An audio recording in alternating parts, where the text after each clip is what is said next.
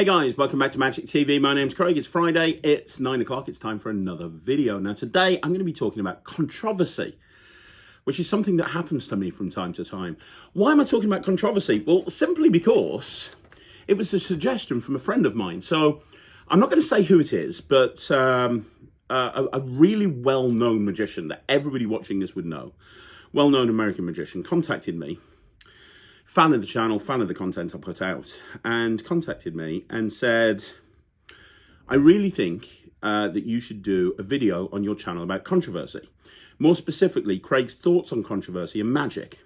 Without putting too fine a point in it, you do tend to have a bit of drama around you at various points, whether it's the quantum deck or ED seat, or people bashing the channel because they can.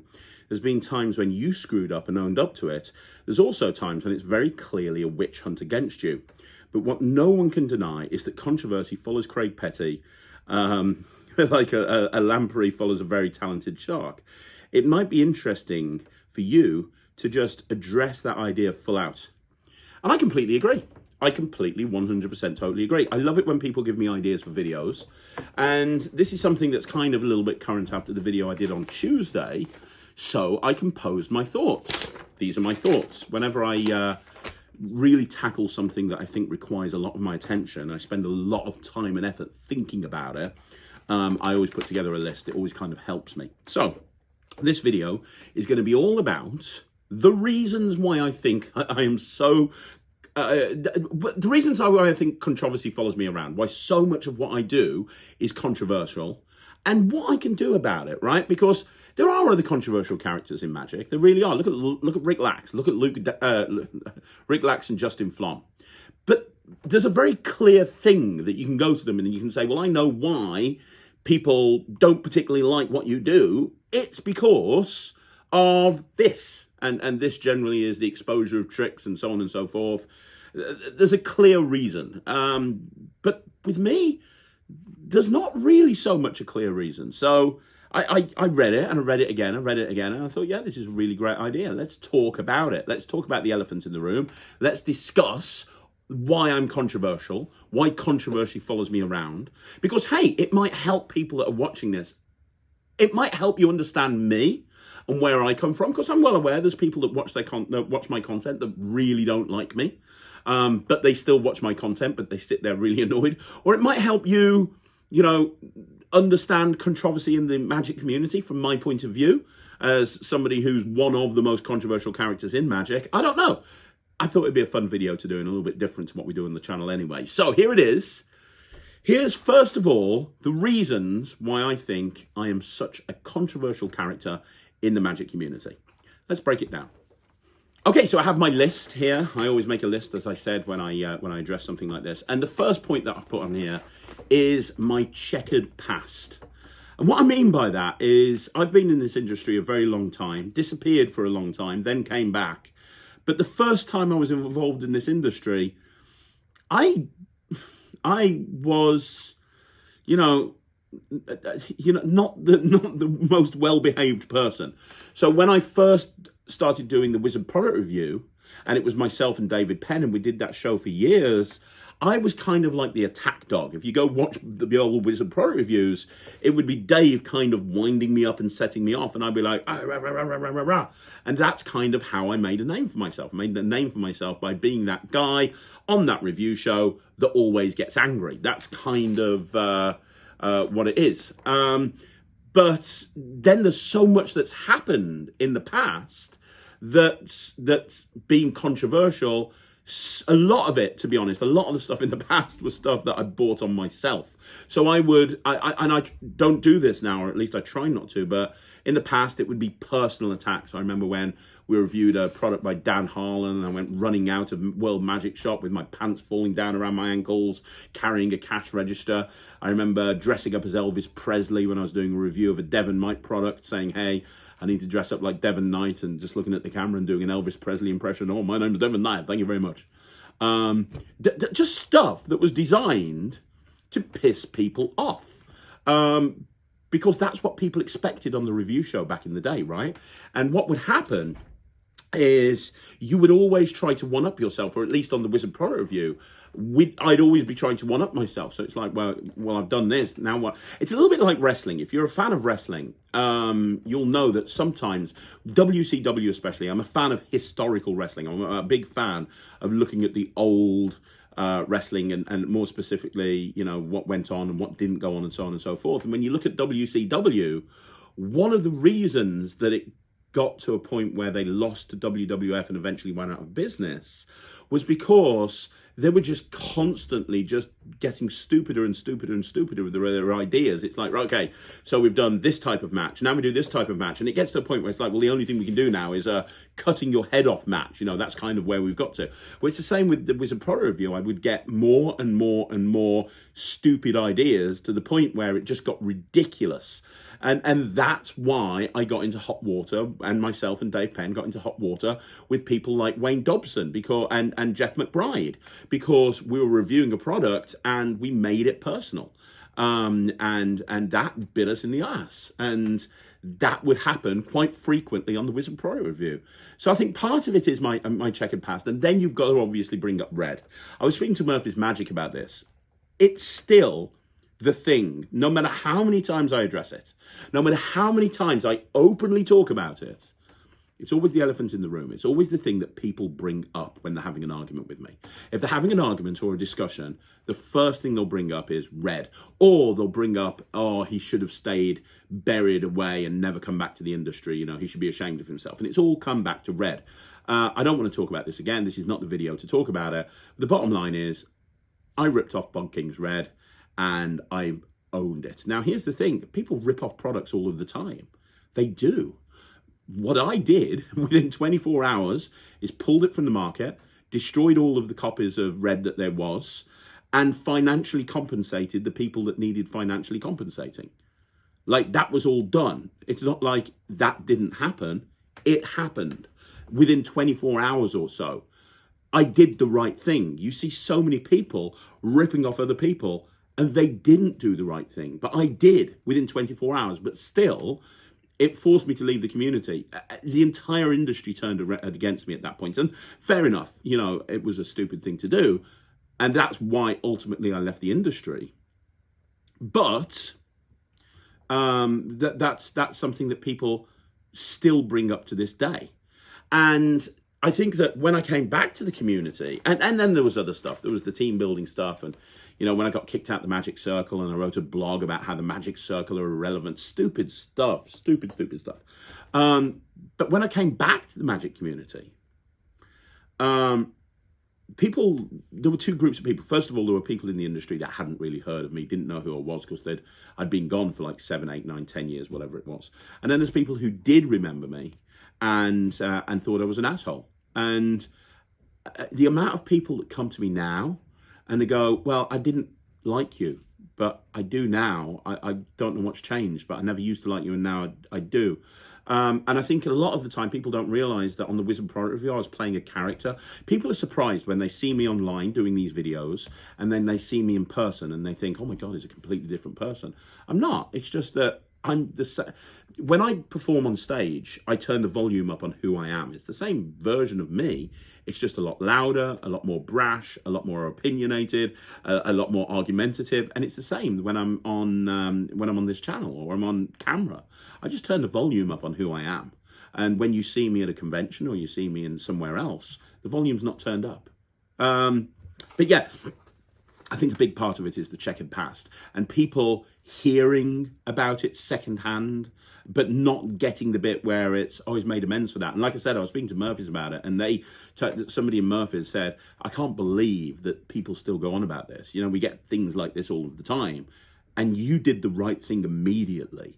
And it's not like we prompted you to do that. You did the right thing immediately. And yet still, a decade plus on, people are still bringing up red. So I think the first thing is my checkered past. Now, an extension of the first point is the fact that, let's be honest, I used to court controversy. So I had a checkered past, but I used to court controversy. I really did. It was part of my MO. It was part of my marketing strategy. And it was stupid and it was dumb. And wasn't really, in marketing you call it disruptive marketing. It's again, to use a wrestling analogy, it's that whole concept of that Eric Bischoff. If you don't know who Eric Bischoff is, he was the person in charge of WCW when they beat the juggernaut that was the WWF for 83 weeks. And, he wrote a book called Controversy Creates Cash, which is a great book, actually. You should read it. But the whole concept behind it is, being controversial gets people talking about you. And that was an MO that I used to use. I remember many, many years ago, about 12 years ago, putting an advert together. If you remember those Mac versus PC ads, I'm a Mac and I'm a PC. I do that, and it was around about the same time that the Mac versus PC ads were on. And I just set up my company, my kids' entertainment company, and I hired actors, and I did a similar sort of thing. And there was this really cool looking guy, and he's like, "Hey, I'm Nonstop Kids Entertainment." And then there was this like really boring accountant looking guy who went, "Hey, and I represent every other kids entertainer." And it was like, "I do this, I do that," and it was designed specifically to be controversial and piss people off, and that was what I used to do back in the day. I remember being called out, rightfully so, by Mark Leveridge many, many years ago on his podcast, because I wrote a blog about how to make sure that you have a magician for your event that's going to do a good job. And one of the points was, are they VAT registered? Which was just the stupidest thing to say. It's just ridiculous. I don't do that anymore, but I used to. So I think part of it is I used to court controversy. People remember that. And now they think I'm still that same person, where I'm not. The difference is now controversial things happen to me and I don't back away from them. There's an argument to say that maybe I should. Whilst in the old days, I would be the person causing the controversy. That's the clear distinction. Back in the old days, I would be the person. I grew up and I left the magic community, basically, is what I'm trying to say. When I focused on my business, I realized I became a networker, and I networked with them. I understood the importance of collaboration, not competition. And I grew up and I stopped courting controversy. But, these days, people just assume I'm still controversial, and I'm still being controversial because I'm standing up for myself when controversial things happen. But we'll get back to that a little bit later on. In fact, we'll get back to that in the next point. So point number 3 is, I've written it down here. I am the type of person who won't back down from a fight. I am the type of person that will not back down from a fight. And it's true, I'm not. I'll openly tell you, I used to get bullied at school. And it wasn't good. It wasn't nice. But I did. I used to get bullied at school. It was horrible. And but in secondary school, and for almost the entire time. And I had a couple of friends, but it was not. School was not a good time for me. School was not a good time for me at all. And when I left school, and kind of grew a bit of a backbone, I became that sort of person that I'm not going to back down from a fight. I don't want to start the fight, but I don't want to be the person that just rolls over and plays dead. And when I'm talking a fight, I'm not talking a physical fight. I'm talking about an argument, a dispute. If I feel like I'm in the right, I will defend myself to my dying breath. And that has become more important to me since coming back to the magic community than it was beforehand. Because coming back to the magic community, trust me, that was not an easy decision to make. It would have been a lot easier for me not to do that. It would have been a lot easier for me to just carry on doing what I was doing and not come back to the magic community. I came back primarily for Ryland. Because he was super getting into magic, and I wanted to be able to take him to magic conventions. I wanted to and be able to hold my head up high. I didn't want to be getting back into magic conventions and going, oh my God, and people pointing and going, oh, there's Craig Petty, he's an asshole, which I knew would happen. So I knowing that Ryland was really into magic, and he was always into magic, but I mean at 6, 7, just before the pandemic, like it went up a big level. I knew I had to do something. And my reputation was, I knew I had to work really hard to repair my reputation, which when I started doing the review show, I kind of said, okay, here's my here's my thing that I can do to show people I'm not the person that I was before. I can start putting content online. And it started off just being the review show. Then I did another video, then I did another video, then I did another video. And the irony is, back then I had a lot of time because it was lockdown. But I just carried on doing it, even though now I don't have anywhere near as much time as I did during lockdown. I still carried on doing it. And I knew I had to work hard to repair my reputation, and I thought doing this YouTube channel would be a good way to do that. And part of repairing my reputation, or part of showing people I am not the person that I was, is, by not backing down from a fight. I don't start them, but unless I feel I'm completely in the wrong, which has happened. So very early on in this channel, I really kind of went against Gordon Drayson over something. It doesn't really matter what, but the very next week I put an apology video up online. I was in the wrong. I was absolutely in the wrong doing that video. It was on a Q&A, I think. And I've been wrong a few times. The Everything Pro Magic, the Scott guy, whatever his name, Scott Perry, I think. The first video I did on him where I was shouting, that was not right. Shouldn't have done that. I still believe that the point I made was valid, but I don't believe that the way I made it was valid. So the next week I put a video up starting with, hey, I'm sorry, I shouldn't have approached it the way I did. It was wrong. So, I make mistakes. Everybody makes mistakes. I make mistakes a lot, and I try to correct them if I notice that I've made a mistake. But by and large, if I'm not going to back down from a fight. So the Michael Webber thing is a perfect example. Michael Webber contacted me and basically insinuated he was going to cancel me. We don't want another red thing happening, do we? I mean, it's obvious what he meant by that. And I had a choice. I could either back down and say, sorry, Mr. Webber, I'm not going to release this trick. Here you go, it's yours to release. Or I could stand by my guns and fight. And I knew I would be in for a fight. It was the same with the Quantum deck. When Luke Dancy, and if he wanted to just put a review up where he was just like, hey, I don't like this, fine. But he told absolute flat out lies about the product. And I was looking at it and I was like, well, hang on a minute. He's a guy, he's saying that I'm hyping the trick too much. And yet he spent the last 3 years working for Murphy's, where his job was to hype tricks up. I mean, talk about ridiculous. And then he's flat out lying, and he had his little mate there. Don't know who his name was. Can't remember. Totally irrelevant.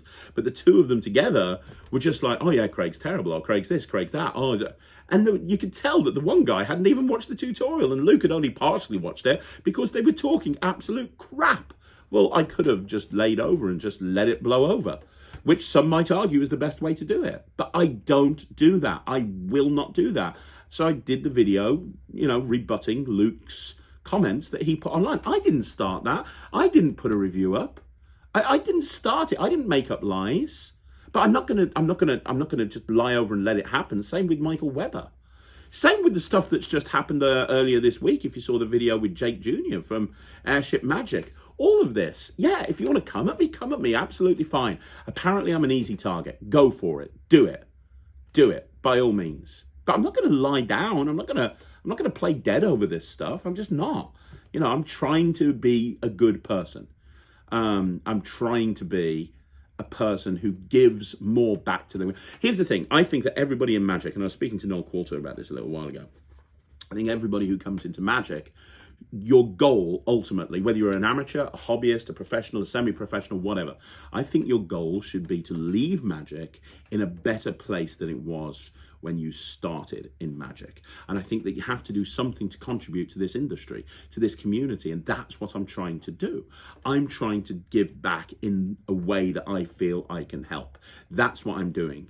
And like I say, the problem with this industry is it's full of people that will lie to your face about their actual thoughts.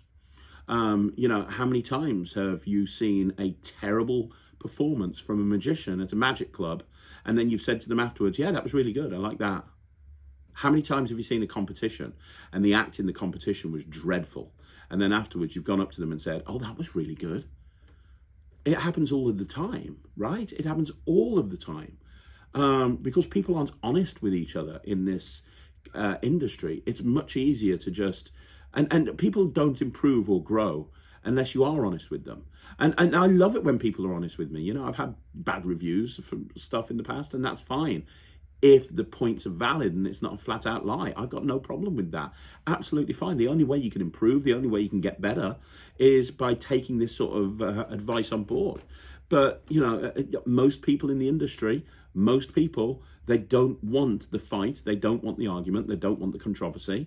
So when somebody says something, or they'll just back down, or when they see something that's not very good, they'll go, oh, that's great. And I'm not that person. I'm not going to back down. So that's one reason why I come across as very controversial, because a lot of the time, the first time people find out about whatever situation I'm in is when I've made my video. And they might not have seen the first thing. And so it's like, oh, Craig's kicking it off again. And I'm like, well, no, I've spent 4 or 5 days trying to decide what to do about this. And I've come to the decision that what I'm doing is this.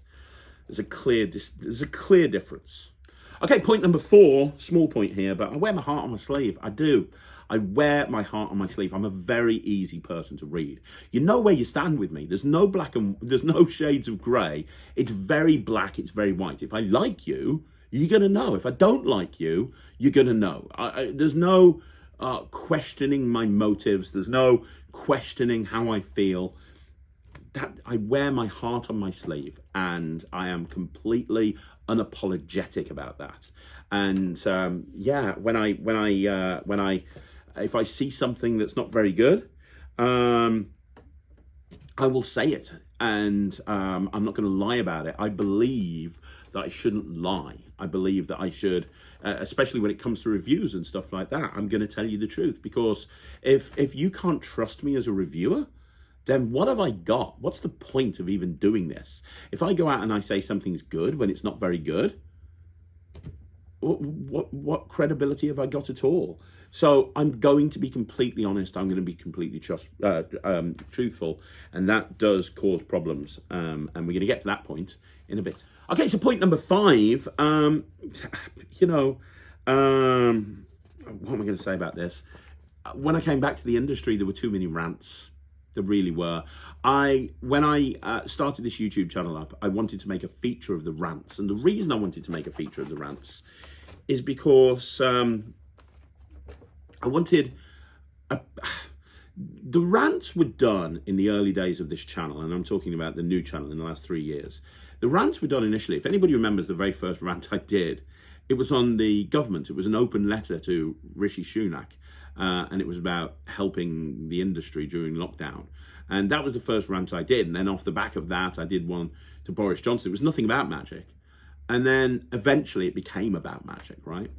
And I kind of convinced myself in my head that people wanted to see my content because of the rants. And it was like, hey, it's the rants that people want to see. That's why people are tuning into this channel, because of the rants. When in reality, that's not really the reason. People are tuning in for probably mainly positive content, right? Advice and reviews and performing of old tricks that they might not have seen before. That's why people are tuning into this channel. And it's not really the rants, but I convinced myself in the early days that it was the rants, and that's what people knew me about back in the day. So that's what I should be doing now. If you guys remember, I did honest trailers when I first started this back, which was basically just slagging off tricks and re-editing the trailer. And you know, some of them were fun, some of them were good, but it was not needed. It wasn't really the sort of content that helped anybody. It might have been humorous. A few people might have enjoyed it, but I don't think it helped, especially when I have young viewers that watch this content. I have young people who watch this content, and you know, I wanted to be a person that everybody could watch and enjoy. So I think there were too many rants, and then I stopped the rants for a while. For a long while, there were no rants. And then I brought them back a little bit, but made them less ranty. So there wasn't effing and swearing. But because I still believe that we should be talking about stuff in this industry, there's certain topics that people don't talk about. And I think it's a shame. And I think that people should talk about these topics. I really do. And that's the whole purpose of the rants. It was about talking about stuff that we don't normally talk about. And I think that the way that you affect change is by talking about this stuff. And that's why I thought they were so important. But I brought them back and I made them less ranty, and then a couple of them got more ranty, and then I took them away again. And I think I've got the right formula now. Now I'm doing this love-hate list. So I'm talking about stuff that I love and stuff that I hate. And every couple of weeks I'm doing a love-hate list. Hey, I love this, but I hate this. And I love this and I hate this. Or a positivity and negativity, or a thumbs up and a thumb tips down, or whatever you want to call it.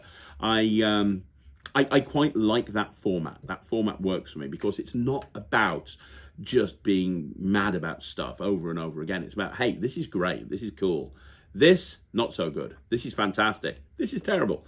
So I think I've got the format right. But yeah, for sure, back when I first started, there were too many rants, and people were just saying, oh, Craig, all he does is he shouts and he just screams and he just swears, and why would anybody want to watch that content? And in reality, that's not what this is all about. There was one rant video and 27 other videos, and a lot of the other videos they're the ones that take the time. Oh, this is what I'm going to talk about now. I'm going to talk about this. I'm going to talk about that. Let's talk about pocket management. Let's talk about dealing with nerves. Let's talk about how to perform a stage show, how to perform a kid show, how to do this, how to do that. That's the content I wanted this channel to be known about. But I knew that a lot of people out there were just focusing on the rants, and that really just made me be a person that I think a lot of people just assumed that I was this person that just stood and screamed at the TV, because the rants got the most views, because everybody was like, oh, you're not going to believe what Craig Petty says now. You're not going to believe what Craig Petty says now. And they got shared a lot more. So people who don't normally watch this content just looked at me as a screamy, shouty man, when in actual fact, that wasn't what 99% of the content of the channel was all about. I didn't really help myself in that regard. So I think I've got the right format now, but for a long time, the rants didn't help. I just felt, again, mistake, I was wrong, but I felt that that's what people wanted to see. It's not really what I wanted to do, but that's what people wanted to see. Point number 6, we have the reviews and the review show. Now, I've kind of touched on this before, so I won't dwell on the points, but here's the thing. You make enemies when you do a review show. You can't help yourself. You make enemies. There's people who I considered friends that now no longer talk to me because I gave their product a bad review. And there's nothing I can do about that. There's absolutely nothing I can do about that. What can I do? Nothing. Yeah, I have 2 options really. And the first option is I'm truthful and I'm honest about the products, but it's going to piss people off. But the thing is, you can't win, because if people have got a preconceived idea about me, again, let's see, they've seen the rants and that's all they know about me, so they think I'm like this angry, shouty person. If I do a review and I trash it and I say this is terrible, they'll just go, Craig's got an agenda. But if I give something a really positive review, there's people that are going to go, oh, he's just saying that because the person who's created it is his mate. You can't win, right? That's the problem with a reviewer. You're never going to please all of the people. So it's a very the whole thing about reviewing something is it's polarizing. Very rarely is something universally panned. You know, normally there's people that will like it and there's people that don't like it. So as somebody who's standing here as a reviewer saying, hey, this is why I don't like this. This is why I do like this. I'm just going to lose friends over it, because I'm going to have people who disagree with me and take my opinion personally because they think that I've got an agenda, whilst really the only agenda I have is being honest and truthful about the product that I've just reviewed. But you know, I think that there would be far less controversy following me around if I didn't review magic products. It's like Steve Faulkner has just recently said that he doesn't really want to do reviews anymore. And I can totally understand why. They take so much time and effort to do right, like Steve does. You have no idea how much time and effort they do. It's easy to half-arse it. It's easy to open up a box and kind of go, oh, okay, I've got an idea, and then just film a video saying, hey, this is what it is. But in order to give it a proper review, it takes time, it takes energy. And it can be very frustrating if once you've given it that review, you have people coming down on you like a ton of bricks, talking about why you're wrong. You know, it's just, you know, it's the nature of the beast. As long as you review products, you're always going to have that. Point 7, the 7th point is, as I go on, I annoy more people. So what do I mean by that? Well, So, for example, Luke Dancy has his following, right? Luke Dancy has his followers, his people that will follow him to the earth and back, really devout followers. And when I did the video on Luke Dancy, none of those people are going to like me. And I know from speaking to friends in the magic industry, they turn around to me and they say, oh, you're not going to believe what this person said about what you said about Luke Dancy, or Luke Dancy said this, and they all agree with him, and they're saying this about you. And I know there's private Facebook groups out there that slag me off constantly, and I'm not in them to defend myself. I've got no problem with Brent Braun. I think he's a great guy. But he's got a Facebook group that I'm not allowed in. Tried to get in, can't get in. And I know from seeing screenshots that there are lots of people that don't like me in there and say negative stuff about me quite often. That's fine. Let them. Whatever. I don't care. I just don't care. But, you know, it's the point I was trying to make here. Yeah, but there's a group of people, right? So Luke Dancy's followers might have been indifferent to me or might have liked my stuff. But now I've gone against Luke Dancy. They're more pro Luke Dancy than they are me. So now they're going to hate me. It's the same with this Jacob Jr. thing. There's going to be a bunch of people that follow Jacob Jr. and they're a really big fan of airship manufacturing. And they're just going to look at the video I made on Tuesday as an attack on Jacob. And so they're now no longer going to like me. So as I go on, I alienate more groups of people. And they, you know, I can't tell you the amount of times I've had people post on my YouTube channel going, oh, Craig, I really liked your material, but now I hate it because of what you said to this person. I'm like, yeah, did you know what they said to me first? Do you have a frame of reference here, or are you just listening to them blindly? So it's like, whatever. But as I go on, more people aren't going to like me, which fans the flames. Because then when something happens, and it happens all of the time, like, for example, this week it's Jacob Jr., next week it's going to be somebody else saying something about Craig Petty, or you're never going to guess what Craig's done this week. Now there's groups of people that go, well, yeah, I agree because Craig did this, and I agree Craig did that, and I agree Craig did this. And it's like groups of people that want to bring up their own Craig Petty story, which is second-hand or third-hand based on them following somebody who I've had an argument with. So as I go on, I annoy more people. It's just a fact. Okay, so the next point, which is 8, I think. This is kind of a big one. I think this is one of the reasons why controversy follows me around so much. And I'm going to use a very specific example here.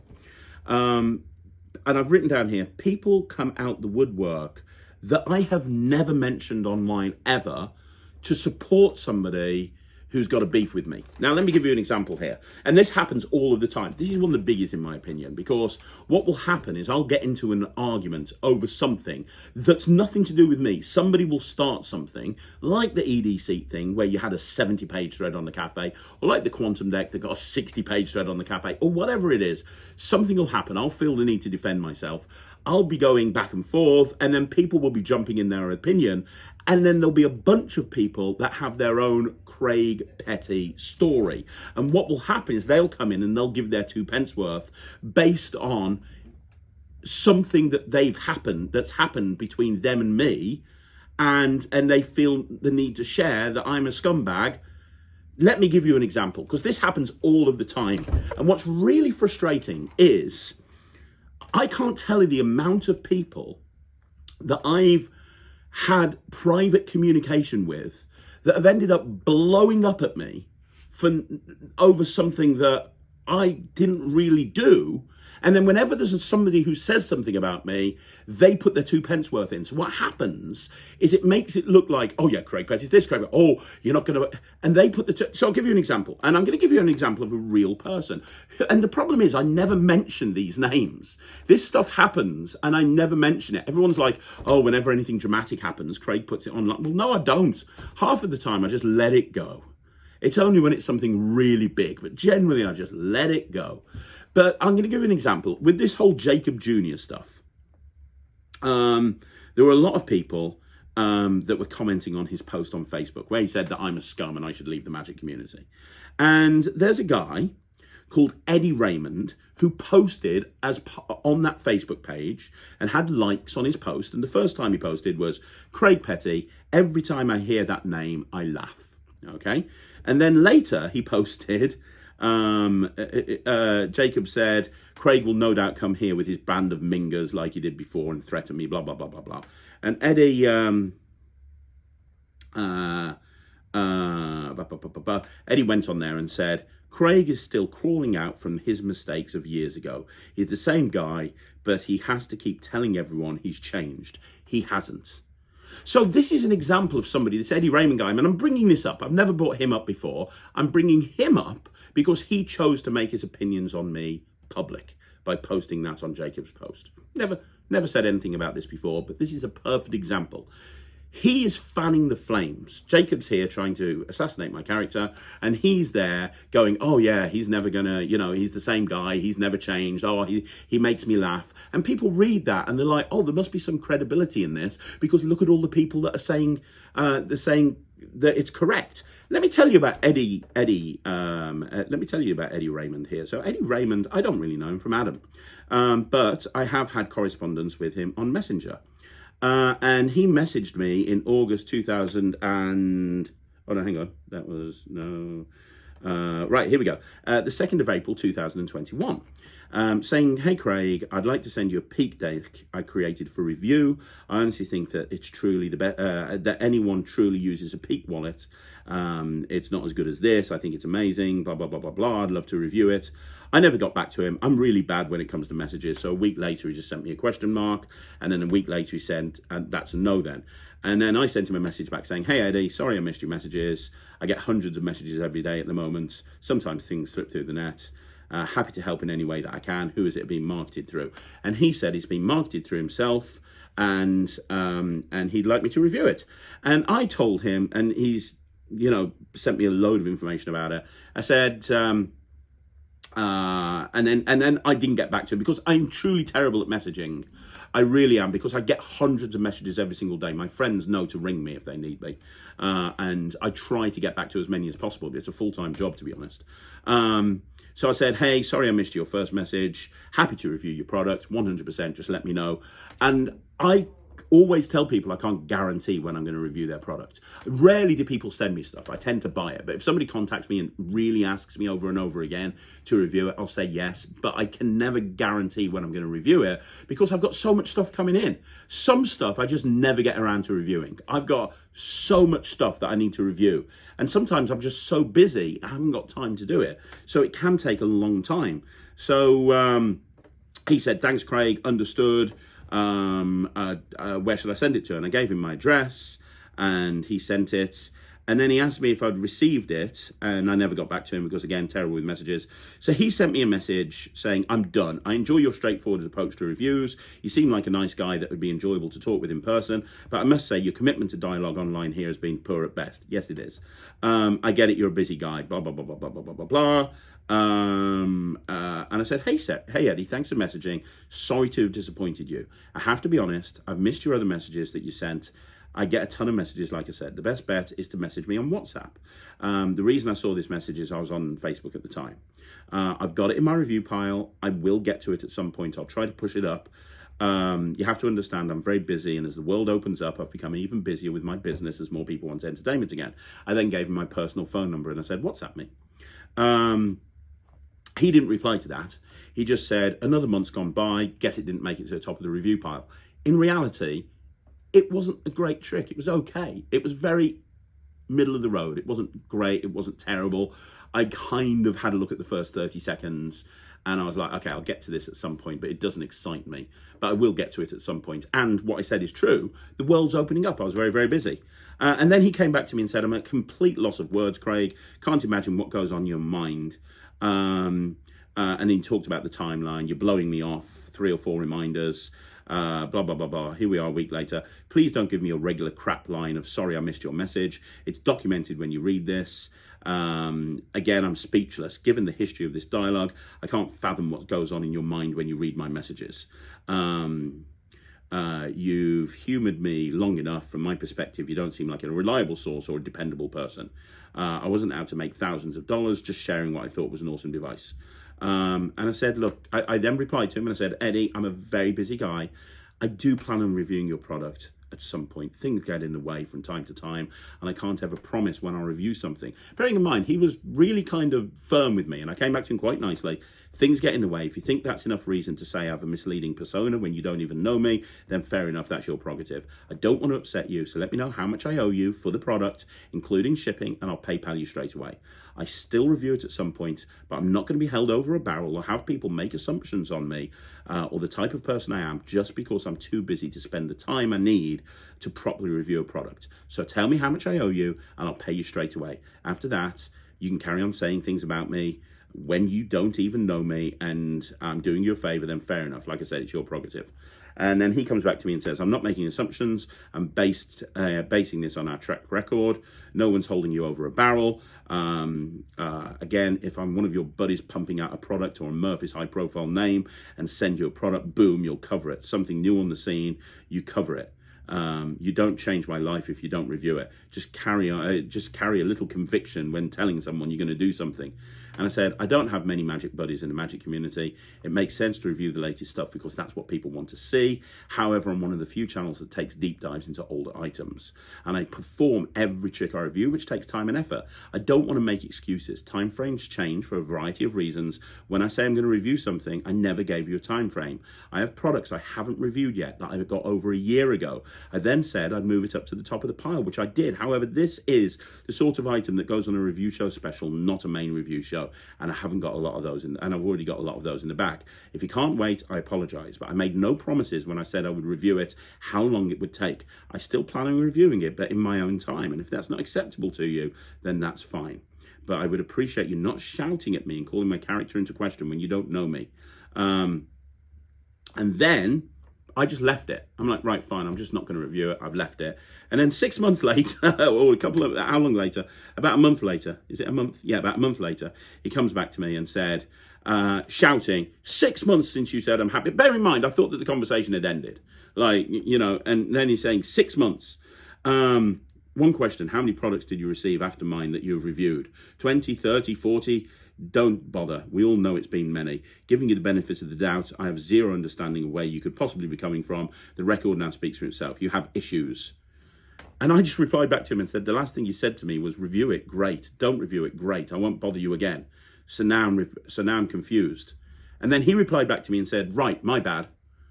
And then that was that. And then a month later, he then came back to me and said, since you're not going to review my product to state, bearing in mind, I've been very clear.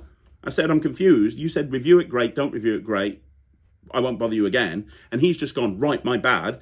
He's now come to me and said, since you're not going to review my product, as stated when you asked me to 7 months ago, please send me $43 to PayPal at the earliest opportunity. Thank you. And then he said, you're special for sure. And I said, you've got a funny way of not bothering me again. Money sent, thanks. I just sent the money straight to him by PayPal. And then he said, you have a funny way, period. And then I said, don't get annoyed that I didn't review your product. There are lots of products I don't review. I try my best to review everything, but it's not always possible. Anyway, I'm not here to trade insults. Good night. I will happily put these screenshots on screen. I have been nothing but civil to him, even though he's been screaming and shouting at me. The second he wanted the money, which I offered him in the first place, I sent him the money immediately. Then he comes back to me a week later. I'm not annoyed you didn't review it. Your review means nothing to me personally. I don't believe half of your reviews anyway. You have agendas and motives. Bearing in mind, this is the same guy that 6 months ago said, oh, you're one of the best reviewers. This is what always happens. I'm annoyed I waited patiently for 7 months. Blah, blah, blah, blah, blah. My conclusion is that you found it too good. Right. I'm annoyed that you waited 7 months for an empty promise. I sent you the review for Magic Orthodoxy, plus about 20 glowing personal reviews. I know you opened my product and looked at it. My conclusion is that you found it too good in the peak marketplace and would certainly distract from your peak wallets from the other guys. Why wouldn't you review it? It's far superior product for many reasons. You certainly have given a lot of time to some real crap out there. So in other words, now the reason I didn't review it, even though I've given him his money back and he said he wasn't going to bother me again, the reason why I didn't review it is because I felt that it was too good and it would affect the sales of other products that aren't mine. I And then he finished off by saying, my product is an awesome contribution to the repertoire of hundreds of people that purchased it. I have probably 60 to 80 glowing reports. And I said, right, I'm sorry, but I have no point insulted you this entire thread. Neither have I attacked you or said anything negative about you. Throughout, I've been polite to you. And yet you continue to bring my character in question over and over again. You tell me I have an alternative agenda because I haven't reviewed your product. How big must your ego be to assume I haven't reviewed your product because it will affect the sales of other higher priced items? Please get over yourself. You promised me you would leave me alone, and yet you continue to harass me. I offered you money months ago, you said no, and when you asked me to pay you, I did within 50 minutes. There is no need to contact me again, so please keep your original promise and stop bothering me. Perhaps one day I'll review your product, but please understand that it's not groundbreaking as you seem to think it is. It's okay, but that's it. Now please stop messaging me. That was in November, and then in 2021, February 2022, so like 4 months later, and as far as I was concerned, that's the end of it. And I'm not reviewing it because I'm not opening up that can of worms. He said, hey, Craig, first and foremost, I'd like to apologize for my behavior. I'm an adult and certainly know better. I honestly do understand how busy you are and the many avenues you're negotiating in your business and, of course, your family. I hope you don't look at this as a kiss up for a review. I've honestly put that behind me. I sent you my product with an understanding that it might get reviewed, and there was no time frame on that. It didn't come as a contingency. I've refunded the $43 you paid for the product. I put it in charity, by the way. I know $43 doesn't change either one of our worlds, but what's right is right. Again, my apologies, wishing you nothing from the best. I didn't reply to him because I said to him, I'm not replying to him ever again. Ever. I'm not replying to him ever again because I'm done wasting my time having arguments back and forth like this. I made it very clear, and I don't want to get dragged into another trade-off back and forth. That's where we ended it in November 2022. And now he's going online, fanning the flames on another post. And that's the problem.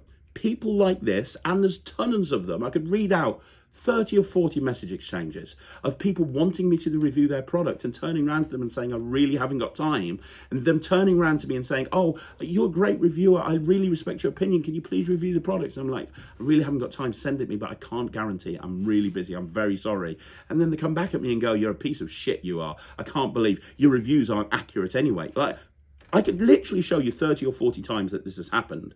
But then these people will go on the various different posts that somebody like Jacob Jr. makes, and they will reiterate their opinion like he has recently, and people will see it and go, oh, well, there's got to be some credibility in this. Look, this person's commenting, and it's always the same people that comment that really don't like me for whatever reason. So there you go. I thought it's important to actually read that out. And as I said, Eddie made it personal and public by bringing my name into that latest drama that's happened in my life. So, you know, let's use that as an actual example. As people that come out the woodwork that I've never mentioned. Point number 8 is when we get into this position where somebody posts something about me and then loads of people jump on and agree with them, and then I say something back, it becomes a them versus us thing. Me and my supporters, them and their supporters, and everybody else just watches from the outside. But what am I meant to do? Am I meant to just say, right, okay, I back down? Because don't forget, and I talked about this on Tuesday's video, they are assassinating my character. The Jake Jr. thing recently was a perfect example. Here's a guy that was flat out lying through his teeth. And if you watch the video on Tuesday, you can see that he literally contradicts himself over and over again. I have had people messaging me saying, why have you done this? When in actual fact, I'd done nothing. And yet he's twisting the narrative. I have two options. I have to jump in and I have to say something, because if not, I've got people who I work with that are questioning why I've done something that I haven't done. So I have no choice but to kind of put my 2 pence worth in. But then it becomes this whole them versus me thing, and my supporters and their supporters. And the only way that it can really back down is if they back down or I just step away. And a lot of the time, after I've said my 2 pence worth, I step away, but it continues to carry on. It's just a vicious circle. It really is. Point number 9, and this is a very brief point, or point number 10, I don't know which point we're on at the moment, but the next point, and this is a really small point, but I make mistakes. I still make mistakes. A lot of the time when I'm filming this content, I'm not scripting it. This video is not scripted. The video on Tuesday is not scripted. Rarely do I script anything. I have talking points, but I'm not scripting anything. It would be impossible to produce the amount of content I do and script it. So I'm talking from my heart. Again, remember, I wear my heart on my sleeve. So I'm talking from my heart. So I'm probably going to say something which is going to get me in trouble somehow. It always happens that somebody will pick up on one thing in a 30-minute video and they'll point to that particular thing. It would be so much easier if I could script everything and think everything through. But, you know, I don't do that. I don't do that. I'd rather be completely honest with people and speak from a position where, hey, this is my opinion on something. But I make mistakes. I do make mistakes. I'm open and honest. I've put videos out about how I've made mistakes. I just try and own them. That's the thing. But I think that's one of the biggest problems in amongst all of this. I make mistakes. Everyone does. And then I think the final point is I'm used to promote shit. People know a lot of the time, because I've built up a reputation in this industry, because I put so much content out there, because I've built up a following for people that watch my videos, I tend to find that a lot of the time people will cause a fight or say something hoping that I'll reply because they want to get a promotional rub from it for whatever reason. They want more eyes on their YouTube channel. You know, there's YouTube channels out there, review YouTube channels. Anytime they review one of my products, their review numbers spike. If they give it a negative review, it spikes even more. If they put a video out specifically about me, it spikes even more. Go look at them. I don't need to tell you the review channels that I'm, you know, there's tons of them out there. Anytime my name is mentioned online, on a review, or in a controversial video, whatever it may be, that channel will experience massive growth. It just happens. Anytime somebody mentions my name negatively in a thread on the Magic Cafe, it becomes a 50, 60 page thread. Luke Dancy is a perfect example. He decided to slag off the Quantum Deck. He knew that that would get more eyes on his new magic shop, all about magic. He just left Murphy's Magic. He, you know, for whatever reason, nobody knows. Nobody knows, but he just left for whatever reason. He set up his all about magic magic shop. He wants more eyes on it. What's the best way to get more eyes on it? Well, by you know, negatively reviewing one of the biggest products that came out through Murphy's in 2021. That would probably do it. It's just what happens. It's what people do. They know a lot of the time when now my name is dragged into something. And if they can get me to a point where I respond, their views on whatever it is they're talking about will go up.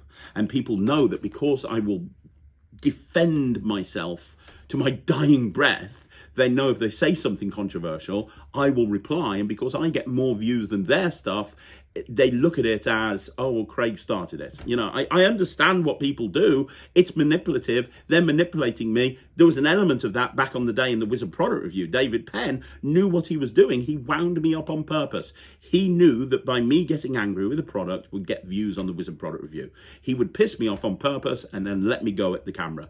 And it still hasn't changed. People still do that to this day. They manipulate me and they use me in order to get more eyes on their product. There you go. That's all I got. I think that's why I'm such a controversial character. That's why controversy follows me around. It would be so much easier if I didn't talk about this stuff. But you know what? That's not who I am. I didn't grow up as that sort of person. I want to be honest with the people that are watching this channel. I want to be honest and upfront and tell you the reasons why I make the decisions I make. I want to tell you everything that's going on in my life. You might not want to watch that video, and that's absolutely fine. But if you do want to watch it and you want to get my opinion on something that everybody is talking about, I will be there to give that opinion. It's about being honest. It's about being forthright, and it's about telling you from my point of view what things are going on and what's happening. It would be so much easier if I didn't do that. So I'll put down on this piece of paper, what can I do about being a controversial character? And honestly, I sat here staring at a piece of paper for about an hour and I wrote nothing. There's nothing I can do. And then I wrote underneath, be true to who I am. Because here's the thing, and you know, I've talked about my friend Brad Burton before, the motivational speaker. And I've talked about this before, so very, very briefly. I was really upset about something about a year ago, and he said to me, make a list of all of the reasons people like you. Anybody who watches your YouTube channel on a regular basis, make a list of why they like you. And I wrote down tons of reasons why people like you. And then he said, now write down all of the reasons why people don't like you. And it was the same list. It was exactly the same list. There was no difference. People like my reviews because I'm forthright and I'm opinionated and I'm honest. People don't like me because I'm forthright and opinionated. You know, every reason why people follow me are the same reason why people don't follow me. And if in order to get these people who don't like me to like me, I have to change who I am. And that will stop the people who do like me from liking me. And then I'm not being true to myself. So all I can do is carry on doing what I'm doing and be aware that I'm going to get myself into situations where controversy is just going to follow me around. I just know that's going to happen. And I just need to deal with it better. I need to take yoga or something because I'm not going to stop talking about this stuff. What I need to do is I need to stop letting it get to me. Like anybody who saw my post about the Jacob Jr. thing in the Magicians Only Facebook group, you'll know that I was really kind of agonizing over what to do about this because it's just another example where, you know, I hate it. You get a phone call and you're like, hey, have you seen what this person's saying about you? No, I haven't. Please go ahead and tell me. I'll send you a screenshot. Brilliant. And then you get the screenshot and I go, great. Can you send me the comments as well? I can't see it. It's not my friend. You look at the comments and you go, great. And at times it makes me want to quit. It genuinely does. I've stood here on this channel in the past. I'm like, why do I do this? Why do I do this? Why do I put myself through this? I don't need to do it. You know, for all those people that say, oh, Craig, you know, makes a fortune from YouTube. No, I really don't. I don't need to do this. So why do I do it? Why do I do it to myself? I do it because I believe that I'm doing the right thing. I do it because I believe I'm doing the right thing. And in the most part, I enjoy it. I enjoy hanging out with my son, learning tricks for the review show. I enjoy creating content that I know people are actually enjoying and it's changing their lives as a performer. That's why I do what I do. All of the messages, all of the comments, all of the things that people say about how much they enjoy this channel and how much it's affected them positively, that's why I do this. And if I have to put up with some controversy and some crap and some shit in my head sometimes because I get a chance to be in that position, that's fair enough. Because at the end of the day, I'd rather have people talking about me than not talking about me at all. And that's the problem. A lot of these people, the Jacob Juniors of the world, they come at me because nobody's talking about them. They're irrelevant. And that's the problem. They're irrelevant. And so they talk about me. But you know what? Whatever. I would rather be that person that everyone's talking about than be the person that nobody knows. So if that comes with a bit of controversy, that's what I'm going to have to put up with. That's all I've got to say about that. Guys, interesting video, slightly different video to before. Let me know what you think in the comments down below. Do you like me? Do you not like me? Do you agree with why I think I'm controversial or do you disagree? Please let me know in the comments down below. I wanted to make this a completely honest, forthright video. I hope you've appreciated it. And don't forget, you want to see more videos like this, like the video, subscribe to the channel. I'll be back again soon with another video. Thanks very much for watching. My name's Craig from Magic TV.